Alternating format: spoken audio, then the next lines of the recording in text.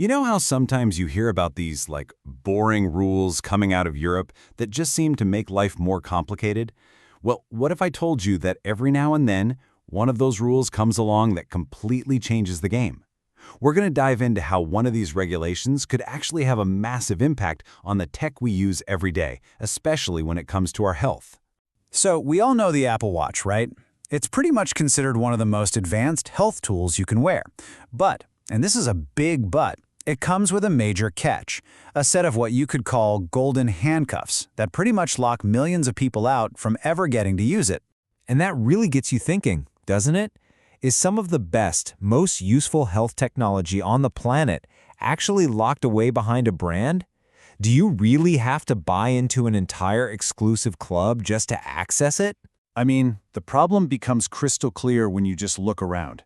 Most other smartwatches or health gadgets, they'll connect to pretty much any phone you have. But the Apple Watch? Nope. It's a classic walled garden. It works with an iPhone and only an iPhone, period. And that, right there, is the real issue. This isn't just about brand loyalty, it's a hard stop. If you're an Android user who wants an Apple Watch, you're forced to make a double investment. You have to buy the watch and a brand new phone. And that's a hurdle that just keeps millions of potential users on the sidelines. So you'd think the catalyst for change would come from a rival tech company, right? Or maybe a big consumer movement. But nope. The real game changer is coming from a place you probably wouldn't expect at all, a government body over in Brussels.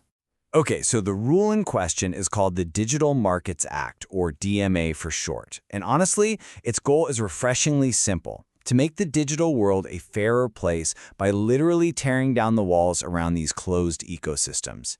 It's a direct challenge to that our way or the highway mentality.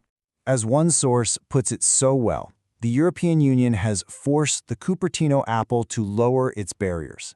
Basically, the EU is telling Apple that its systems need to be a lot more hospitable to other devices. And while Apple is definitely pushed back, the direction here is pretty clear. The era of the locked-in ecosystem is coming to an end. So here's the crucial point. This isn't just some technical, legal battle happening thousands of miles away. This has a direct, tangible, and honestly a revolutionary outcome for the device you might be wearing on your wrist every single day. That's it. That's the headline everyone's been waiting for. For the very first time, that door is creaking open to connect an Apple Watch with an Android smartphone. That wall? It could finally be coming down. Now, that might just sound like a small technical detail, but for the world of digital health, this is being called a watershed moment, a small revolution even. If this one barrier falls, the entire market for personal health tech will change, literally overnight. But really, why is this such a big deal? What exactly has been locked away inside this device all this time? Let's take a look at the incredible suite of health features that millions more people could finally be able to access. And man, this list is exactly why it's such a big deal. We're talking about taking an ECG right from your wrist, getting constant heart rate monitoring that can alert you to irregularities, measuring blood oxygen levels, and getting incredibly detailed sleep analysis. It can even detect if you've had a bad fall or a car crash and automatically call for help. Add in temperature sensing for tracking the menstrual cycle, plus robust mental health tools. This is a powerful clinic on your wrist. But this is about so much more than just one gadget.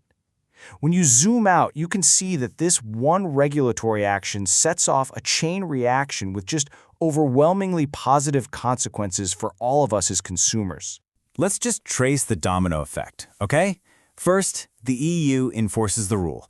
That forces tech giants to open up their ecosystems.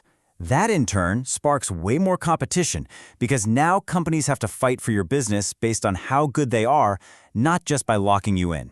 And the final domino to fall? That's more freedom for you. The big takeaway here is a clear victory for us, the consumers. More freedom to choose the best device, no matter what phone is in your pocket. Millions more people getting access to potentially life-saving digital health tools. And ultimately, fewer monopolies hiding behind a bitten apple. It really brings us back to where we started. This whole thing shows how what starts as a seemingly boring piece of legislation can end up opening entirely new horizons for technology, for health, and for our own personal freedom.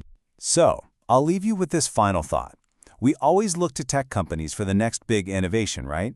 But what if the next great leap forward for our personal health doesn't come from a lab in Silicon Valley, but from a legal document in Brussels? Something to think about.